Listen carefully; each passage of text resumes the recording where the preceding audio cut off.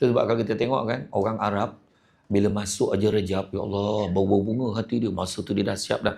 Kurta, baju jubah dia ni untuk Syawal, untuk Ramadan.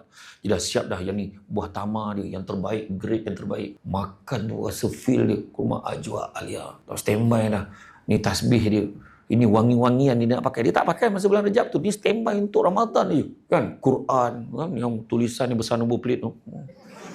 Memang orang beli sebab supaya dia mudah baca kan. Maknanya satu perkataan tu memang satu muka surat. Taklah.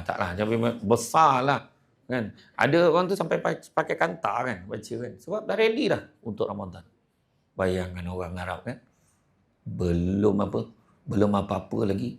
Masuk aja Rejab, Datuk Seri, dia dah terbayangkan Ramadan. Tapi orang kita lagi dahsyat. Belum Rejab dah terbayang Syawal. Dia lagi jauh daripada tu.